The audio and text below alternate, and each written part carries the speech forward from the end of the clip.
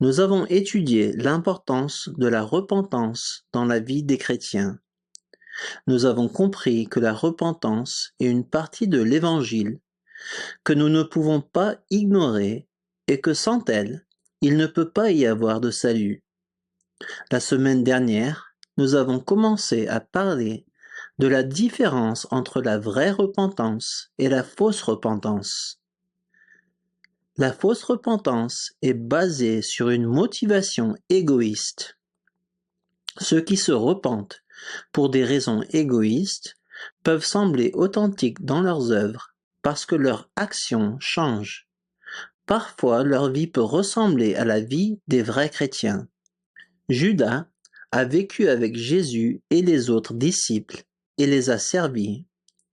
Comme les autres, Judas a renoncé sa vie pour suivre Jésus, mais la Bible montre clairement qu'il suivait Jésus pour des raisons égoïstes et qu'il n'a jamais eu de véritable amour pour lui. La semaine dernière, nous avons lu comment le roi Saul s'est repenti de son péché après avoir appris que Dieu lui enlèverait son royaume. Le roi Saul ne s'est pas repenti parce qu'il comprenait sa culpabilité, il ne s'est pas repenti parce qu'il aimait Dieu, mais il s'est repenti pour sauver son royaume. La vraie repentance vient de Dieu et elle commence par la compréhension de notre culpabilité. La vraie repentance n'est pas motivée par l'égoïsme, mais par l'amour de Dieu et de notre prochain. La vraie repentance consiste à détourner notre vie de nos désirs, de tous nos désirs. Bien que nous ne puissions pas nous empêcher de pécher, dès que nous mettons notre vie entre les mains de Dieu, nous devons avoir le désir de le faire. Lorsque vous choisissez de ne plus vivre pour vous-même, mais de vivre pour le désir de Dieu, vous vous repentez. Lorsque quelqu'un se repente, il se détourne de tous ses péchés connus. La personne peut ne pas être capable de s'empêcher de commettre ses péchés, mais elle ne désire plus vivre dans ses péchés. Permettez-moi de vous donner 2 exemples de ce que cela signifie concrètement. Lorsque quelqu'un confie sa vie à Dieu dans la repentance, il choisit de renoncer à tous ses propres désirs. Cette personne est prête à renoncer à toute habitude qu'elle sait être un péché. Il y a beaucoup de gens dans ce monde qui ont donné leur vie au Christ après avoir passé une grande partie de leur vie à être dépendants de la drogue et de l'alcool. Lorsque ces personnes remettent leur vie entre les mains de Dieu, elles comprennent que leurs habitudes sont destructives et mauvaises. Ces personnes confessent ouvertement leurs péchés et ne veulent plus vivre dans ces habitudes. En raison de l'emprise de la dépendance sur elles, ces personnes peuvent continuer à consommer des drogues ou de l'alcool pendant des années, même après avoir donné leur vie à Christ. Leur esprit ne veut pas utiliser ces choses, mais leur corps les pousse à y tomber sans cesse. Un chrétien peut continuer à lutter contre sa dépendance jusqu'à ce que Dieu lui apporte la liberté. Dès qu'il tombe, ces personnes se repentiront et continueront à demander à Dieu de les aider. C'est un exemple de la façon dont la vraie repentance peut être vue dans la vie des chrétiens qui luttent contre la dépendance. Le deuxième exemple que je voudrais vous donner est celui d'une personne qui peut se dire chrétienne, mais qui ne s'est pas repentie pour obtenir le salut.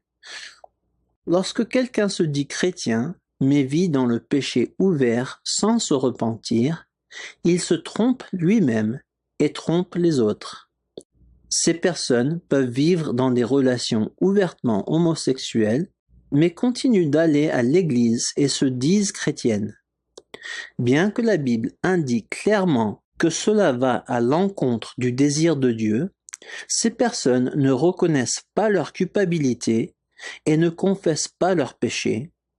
Bien que ces personnes puissent professer la foi en Dieu, leur foi ne les sauvera pas, car elles ne se sont jamais reniées pour suivre Jésus.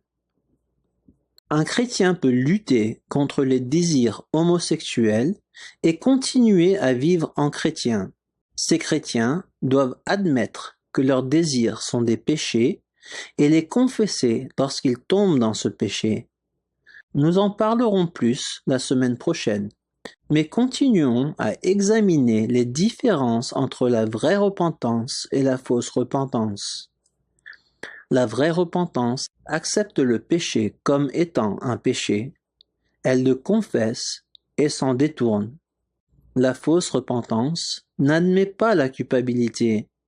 Écoute le verset suivant. 1 Jean, chapitre 1, versets 8 à 10. Si nous prétendons n'être coupables d'aucun péché, nous sommes dans l'illusion, et la vérité n'habite pas en nous. Si nous reconnaissons nos péchés, Dieu est fidèle et juste, et, par conséquent, il nous pardonnera nos péchés et nous purifiera de tout le mal que nous avons commis. Si nous prétendons ne pas être pécheurs, nous faisons de Dieu un menteur et sa parole n'est pas en nous. Pour être pardonnés et purifiés, nous devons d'abord confesser notre culpabilité. Ceux qui prétendent être sans péché sont trompés et n'ont pas accepté la vérité. Quiconque prétend être en Christ et continue pourtant à vivre ouvertement comme un homosexuel et un menteur. Le verset 10 dit qu'ils font passer Dieu pour un menteur. Les personnes qui mènent une vie contraire aux désirs de Dieu, tels qu'ils nous sont clairement expliqués dans les Écritures, ne peuvent pas s'attendre à être pardonnées et purifiées par Dieu. Une personne qui s'est vraiment repentie peut continuer à vivre dans le péché pendant un certain temps, mais elle confessera ses péchés à chaque fois et s'en détournera continuellement. Une personne qui s'est repentie développe une haine du péché parce qu'elle comprend la vérité sur sa méchanceté. Elle peut être faible et tomber souvent dans le péché, mais chaque fois qu'elle le fait, cela la dérange et elle se repent. Quelqu'un qui marche dans une fausse repentance continue à aimer le péché. Ses actions peuvent changer pendant un moment, mais ses désirs ne changeront jamais. Il est important pour nous de confesser que le péché est un péché. En tant que chrétiens, nous n'avons pas besoin de confesser nos péchés à un prêtre, mais nous devons accepter le mal comme mal. Écoutez le verset suivant. Proverbe, chapitre 28, verset 13. Qui cache ses fautes ne prospérera pas. Qui les avoue et les délaisse obtient miséricorde. La fausse repentance cherche à cacher le péché et à l'expliquer. La vraie repentance admet sa culpabilité et se confesse. Comme nous l'avons mentionné la semaine dernière, le roi David est un bon exemple de personne qui s'est repenti. Lorsqu'il est confronté à son péché, le roi David admet sa culpabilité et ne le cache pas. Prenons quelques minutes pour lire l'un des psaumes de repentance du roi David. Psaume 32, versets 1 à 2. Heureux l'homme dont la faute est effacée et le péché pardonné. Heureux l'homme au compte de qui l'Éternel ne porte pas le péché et qui est exempt de duplicité. Dieu pardonne nos péchés et les couvre si leurs esprits est sans tromperie. La personne qui prétend ne pas avoir péché se trompe elle-même. Ceux qui refusent d'appeler le péché péché ne peuvent pas trouver le pardon de Dieu, car ils traitent Dieu de menteur. Mais poursuivons la lecture de ce passage, versets 3 à 5. Tant que je taisais ma faute, je m'épuisais à gémir sans cesse à longueur de jour. Sur moi, le jour et la nuit, ta main s'appesantissait. Ma vigueur m'abandonnait comme l'herbe de dessèche. lors des ardeurs de l'été. Je t'ai avoué ma faute, je n'ai plus caché mes torts. J'ai dit, je reconnaîtrai devant l'Éternel les péchés que j'ai commis. Alors, tu m'as déchargé du poids de ma faute. Comme nous l'avons répété à maintes reprises, la repentance est suscitée par le Saint-Esprit. Lorsqu'un chrétien pêche et ne se repent pas, il brûle intérieurement. Lorsque nous continuons à marcher dans le péché, notre joie et notre paix disparaissent, car nous ressentons la culpabilité de notre péché. La liberté vient lorsque nous reconnaissons nos méfaits et ne les dissimulons pas.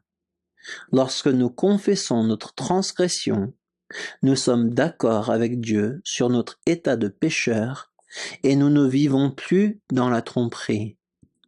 La semaine dernière, nous avons dit que la vraie repentance entraîne la restitution. Une personne qui comprend son péché fera tout ce qu'elle peut pour réparer les choses. Ceux qui sont obligés de se repentir parce qu'ils ont été pris dans le péché n'ont aucun désir d'arranger les choses. Leur seul et unique désir est de s'en sortir avec le moins de conséquences possible. L'histoire de Zachée nous donne un excellent exemple de véritable repentance. Luc chapitre 19 versets 1 à 9. Jésus entra dans la ville de Jéricho et la traversa. Or il y avait là un homme Zachée. Il était chef des collecteurs d'impôts et riche. Il cherchait à voir qui était Jésus, mais il ne le pouvait pas à cause de la foule, car il était petit. Alors il courut en avant et grimpa sur un sycomore pour voir Jésus qui devait passer par là. Lorsque Jésus fut parvenu à cet endroit, il leva les yeux et l'interpella. « Zachée, dépêche-toi de descendre, car c'est chez toi que je dois aller loger aujourd'hui. » Zachée se dépêcha de descendre et reçut Jésus avec joie. Quand les gens virent cela, il eut un murmure d'indignation. Il disait, voilà qu'il s'en va loger chez ce pécheur. Mais Zachée se présenta devant le Seigneur et lui dit, Seigneur, je donne la moitié de mes biens aux pauvres et, si j'ai pris trop d'argent à quelqu'un, je lui rends 4 fois plus. Jésus lui dit alors, aujourd'hui le salut est entré dans cette maison, parce que cet homme est, lui aussi, un fils d'Abraham. Zachée était le chef des collecteurs d'impôts, et les gens étaient choqués de voir Jésus se rendre chez lui. Les collecteurs d'impôts étaient détestés car ils travaillaient pour l'Empire romain et profitaient souvent de leur position d'autorité pour tromper le peuple.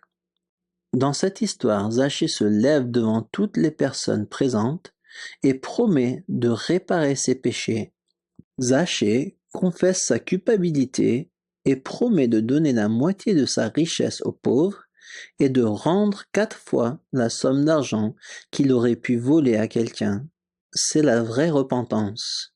La repentance apporte l'humilité dans la vie de quelqu'un. Lorsque vous confessez que vous êtes méchant, il est difficile de vous accrocher à votre orgueil. Lorsque vous restituez le mal que vous avez fait, vous apprenez l'humilité. Il est difficile d'aller vers quelqu'un et de lui avouer son péché. Lorsque quelqu'un fait une restitution, il doit admettre son péché à la personne qui l'a blessé et lui demander pardon. Comprenez ici que se confesser à Dieu est notre seul véritable devoir. David dit, psaume 51, verset 4, « Lave-moi de mon péché, purifie-moi de ma faute, car j'ai péché contre toi seulement. » Nous n'avons de compte à rendre qu'à Dieu seul, mais si notre repentance est sincère, nous ferons de notre mieux pour réparer ce qui a été fait.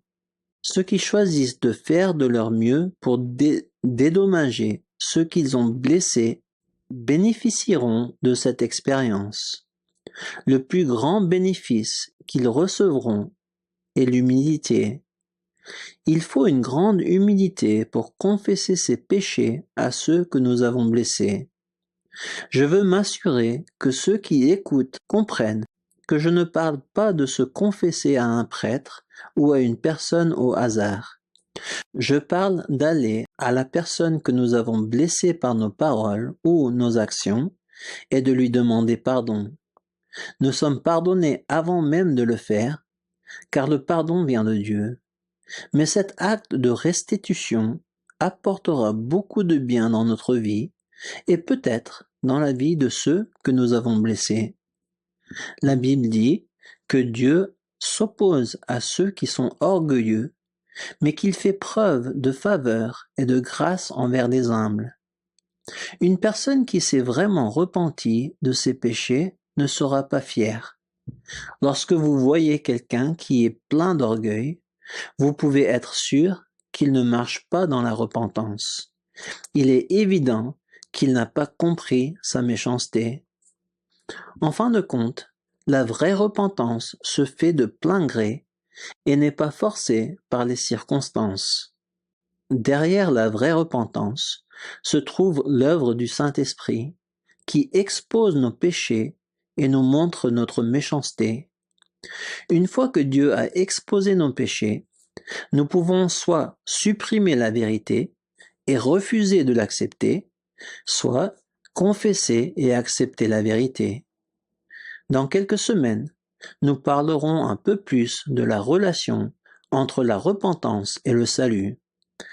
Avant de terminer aujourd'hui, je voudrais vous parler d'un moyen pratique de se repentir de nos péchés. Ce que je vais partager n'est pas nécessaire et pourtant, je crois que c'est utile.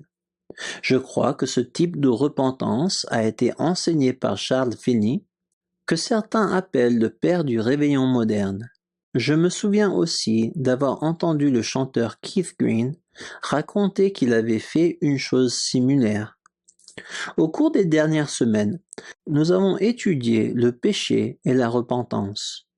L'une des premières choses que nous avons apprises est que notre compréhension du péché affecte grandement notre marche avec Dieu. Plus nous comprenons notre péché, mieux nous apprécierons ce que Dieu a fait pour nous. Plus nous comprenons nos péchés, plus nous aimerons Dieu et plus nous détesterons le péché. Peu d'entre nous prennent le temps de se repentir. La plupart du temps, la repentance est quelque chose que nous faisons dans notre tête immédiatement après avoir péché, ce qui est parfaitement acceptable. Je crois que prendre le temps de se repentir de temps en temps est très bénéfique. Rappelez-vous ce que Paul a dit à l'église de Corinthe. 2 Corinthiens chapitre 13 verset 5. Faites donc vous-même votre propre critique et examinez-vous pour voir si vous vivez dans la foi.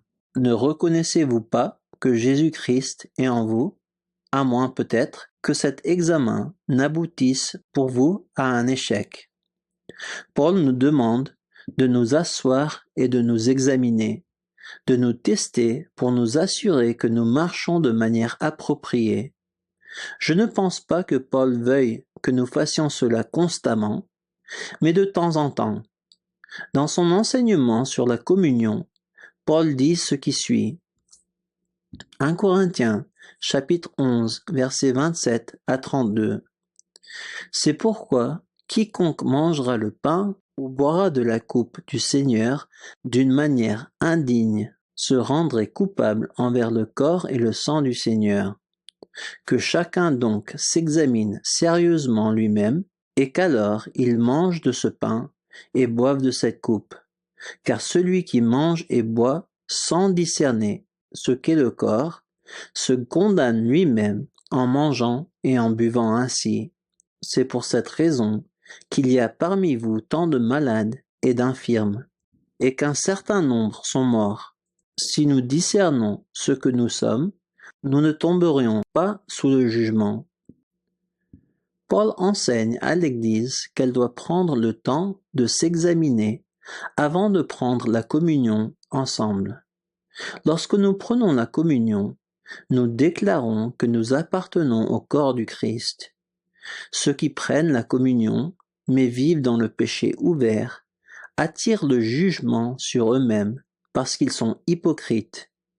Paul nous enseigne à permettre à Dieu de juger notre cœur et de nous discipliner afin que nous puissions marcher dans la vérité.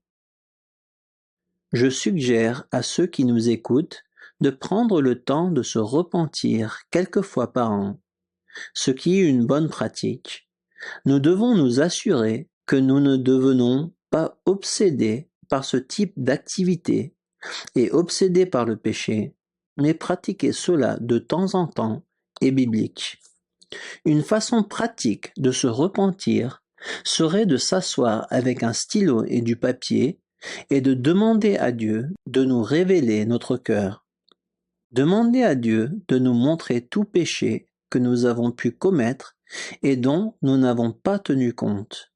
Il est utile de prendre le temps de réfléchir à ce que vous faites de votre temps et à ce que vous dépensez de votre argent.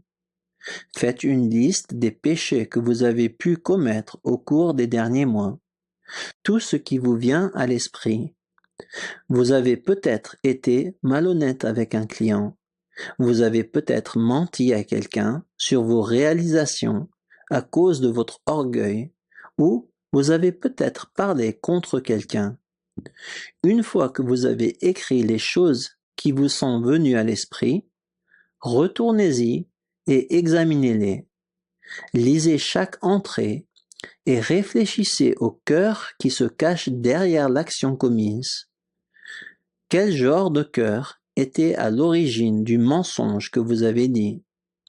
Souvenez-vous que la repentance ne consiste pas seulement à dénoncer une action, mais à couper la racine du péché. Repentez-vous de votre égoïsme et demandez à Dieu de vous donner un cœur et un esprit nouveau. Avant de passer au péché suivant de la liste, demandez-vous si vous pouvez faire quelque chose pour arranger les choses. Si vous avez été malhonnête avec un client que vous n'arriverez jamais à joindre, vous ne pouvez rien faire pour arranger les choses. Si vous avez menti sur votre réalisation avec un ami, il est possible de le rencontrer et de lui dire la vérité.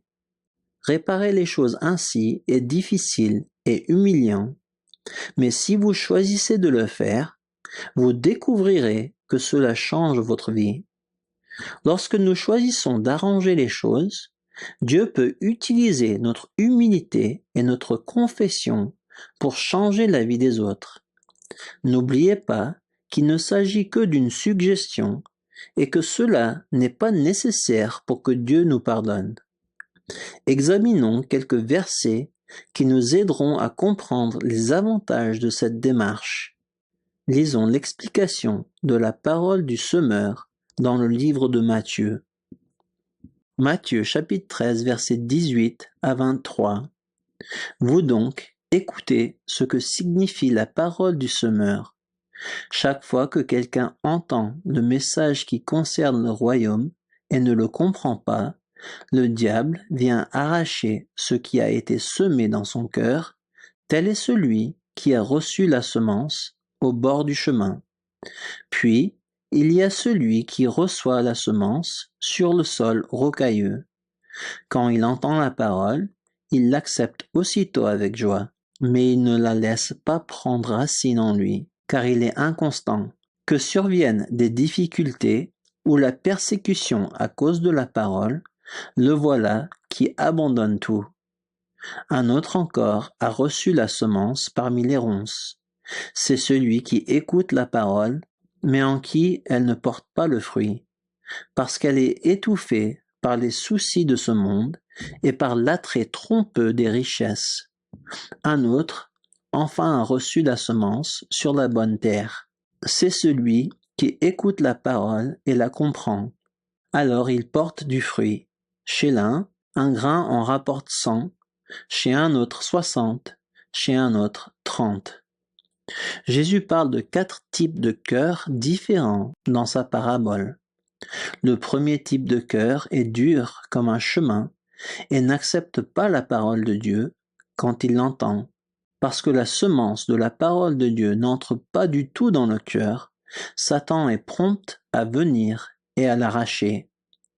Le deuxième type de personne dont il est question dans cette parabole a un cœur rempli de pierres. Cette personne entend la parole de Dieu et l'accepte avec joie, mais les pierres empêchent la graine de pousser et elle est brûlée par le soleil. Ces rochers représentent les difficultés et les persécutions qui viennent à cause de la parole de Dieu. Le troisième type de personne décrit ici accepte également la parole de Dieu avec joie, mais la graine est étouffée par des épines. Ces épines représentent les soucis de cette vie et les tromperies de la richesse. La dernière personne décrite ici a débarrassé son cœur des épines et des pierres et a accepté la parole de Dieu et l'a enterrée profondément dans son cœur. La parole de Dieu produit une récolte dans la vie de cette personne parce qu'elle s'est débarrassée de tout ce qui pouvait entraver sa croissance. Il est bénéfique pour nous de prendre du temps et de nous assurer que nos cœurs sont débarrassés des pierres et des épines. Nous devons nous examiner pour nous assurer que nous n'avons pas commencé à nous inquiéter de la vie et à courir après des richesses de ce monde. Il est rare que les gens de notre époque prennent le temps de réfléchir à la direction dans laquelle ils marchent. Si nous prenons le temps de nous examiner et de nous repentir, la Bible est claire. La parole de Dieu produira alors une abondance de fruits dans notre vie. Il y a encore quelques versets que je voudrais lire avant de terminer l'étude d'aujourd'hui. La vie chrétienne est un partenariat entre nous et Dieu. Dieu ne s'imposera jamais à nous et ne contrôlera jamais complètement notre vie. Dieu est toujours prêt à nous enseigner, à nous aider, à nous donner la sagesse et la puissance pour que nous atteignions la maturité. Mais il insiste pour que nous jouions un rôle dans cette croissance.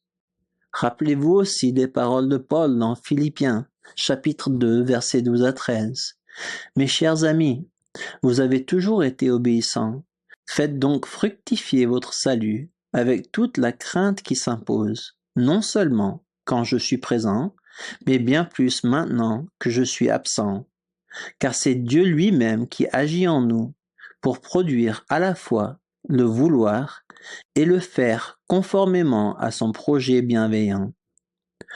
Paul nous ordonne de travailler à notre salut, car Dieu travaille aussi en nous à vouloir et à agir selon son dessein.